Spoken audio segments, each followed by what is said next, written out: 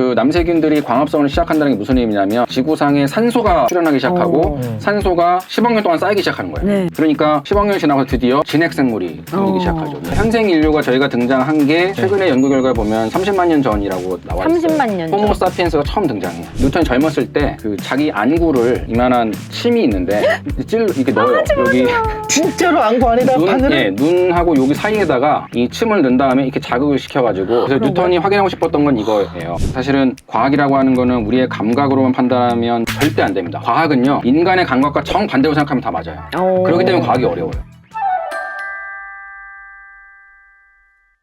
사실은 그런 이제 우리를 키우고 길러내고 또 그 외에 이제 인간 외에 뭐 각종 식물 동물들을 이렇게 키워내는 게 사실은 태양의 빛과 그 광합성 덕분이잖아요. 그렇죠. 태양빛 그리고 네. 그 빛을 이용한 무언가가 네. 출현을 했어. 네. 그래서 지구가 태양하고 동일한 시기에 생겼어요. 46억 년 전에 네. 동일하게 이제 생겼고요. 처음 지구의 모습은 펄펄 끓고 마그마의 바다고 뭐 일산화탄소랑 이산화탄소 가득 차 있는 거의 뭐 암흑이었죠. 그러다가 한 10억 년 정도 지나면 드디어 원핵 생물, 그러니까 최초 생물이 탄생을 해요. 네. 일찍 생겨요. 10억 년밖에 안 돼요. 예, 맞아요. 지금으로부터 한 36억 년 전, 37억 년 전에 원핵 생물이 생기고 그때 그 생물들이 광합성을 하긴 했는데 그때는 광합성을 뭘로 했냐면 황으로 해서 그때는 황가스가 엄청 많았거든요. 지구에.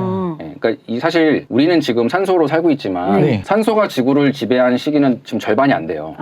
거의 뭐 이산화탄소나 황이 다 지배했던 시기거든요. 그러니까 다시 10억 년이 지나면 지금으로부터 한 25억 년 전쯤에 이거는 조금 책마다 다른데 보통 한 25억 년 전쯤에 드디어 우리가 시아노박테리아라고 하는 남세균이 어디 출현을 들어봤어요. 남세균? 시아노박테리아. 지금도 있어요. 우리 녹조 현상 일어날 때 네네. 막 이렇게 초록색으로 되잖아요. 네. 그게 다 남세균들이에요.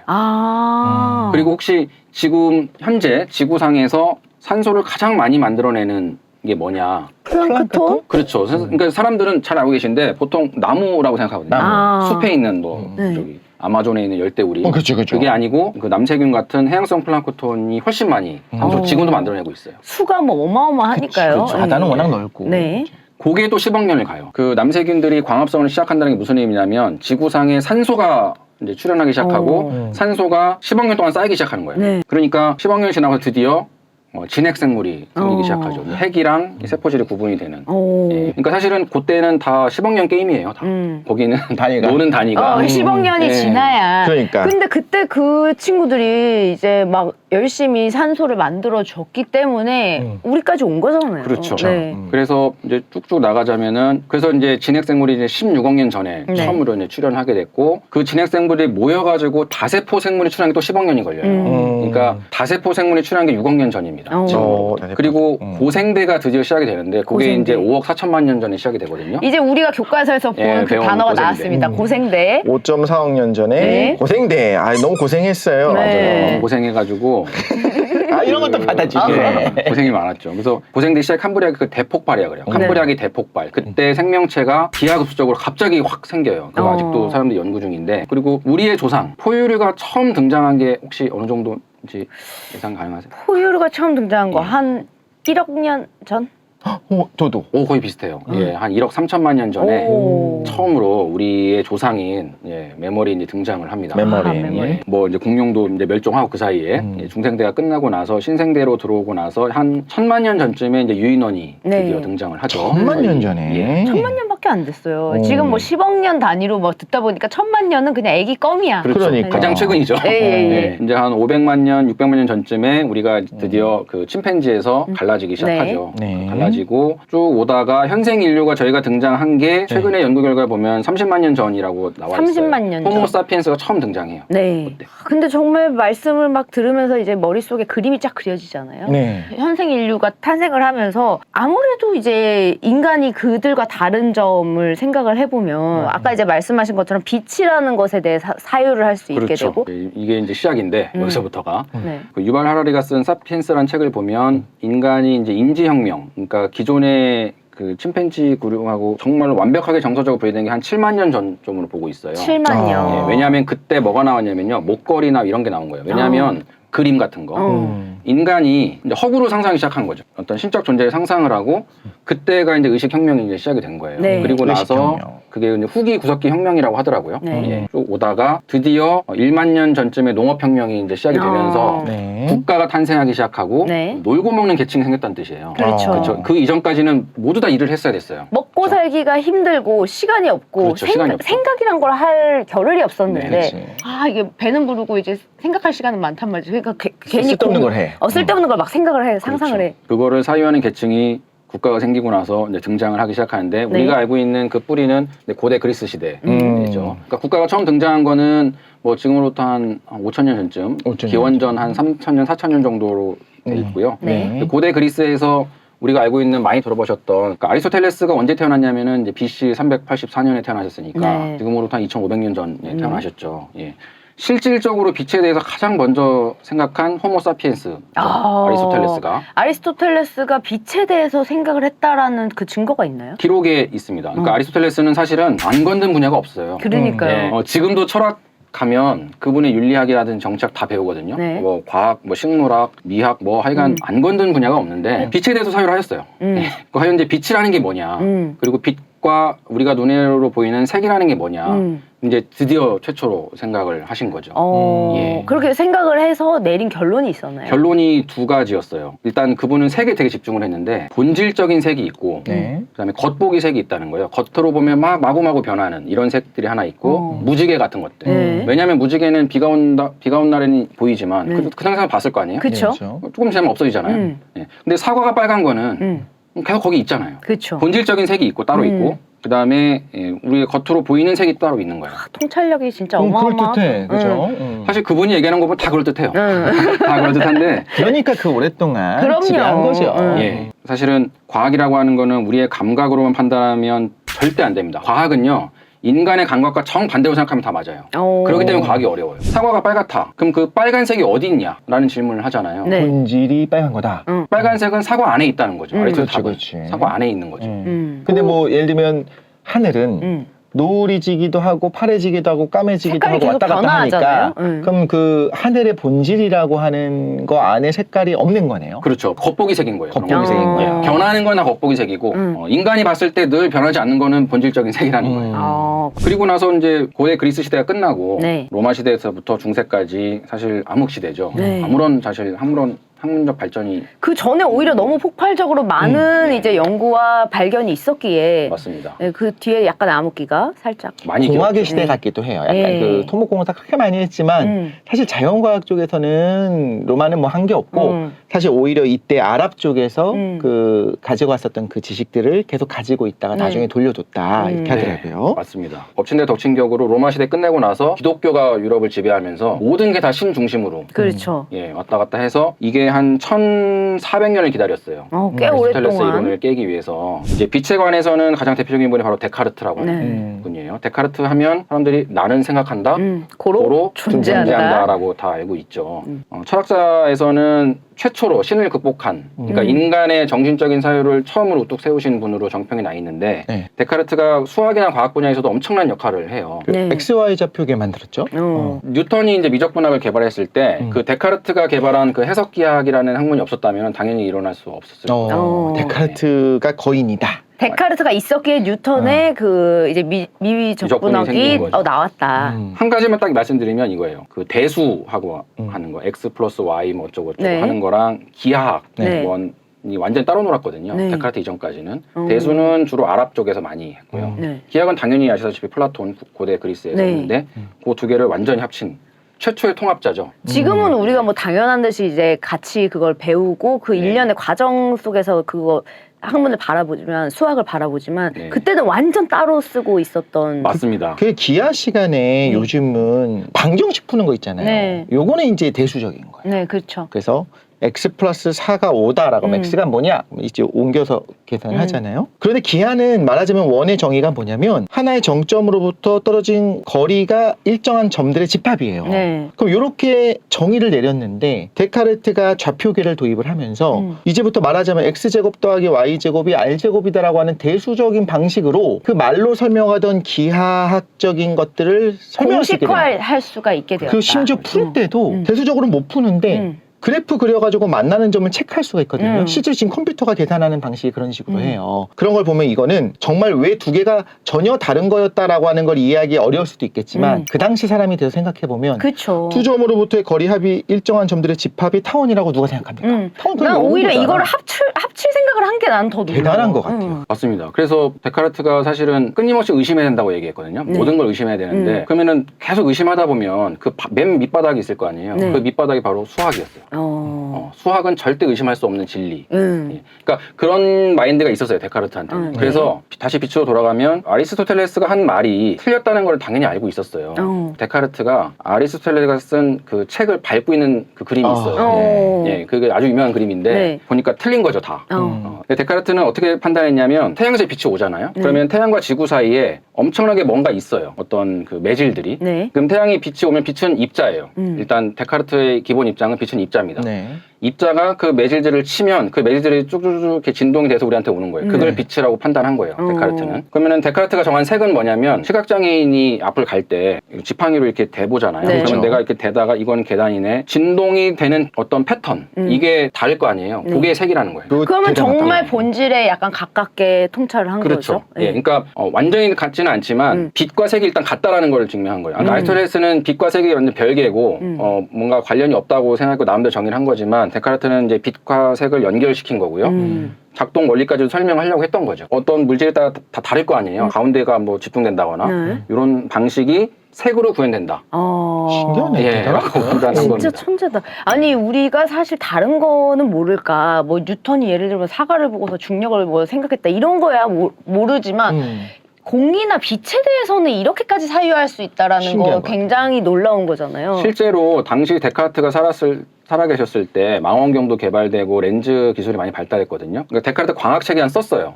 광학책에 보면 뭐라고 썼냐면 기술이 되게 중요하지만 망원경 나는 중요하게 생각한다. 하지만 빛을 본질적으로 이해하는 기초과학적인 마인드가 가장 중요하다고 거기 써놔요. 아, 역시 우리 교수님 IBS거든요. 기초과학입니다. 기초과학이죠. 네. 미리 알아보신 거죠. 네, 기초과학의 네, 네. 중요성을. 그리고 당연히 뭔지를 알아야지.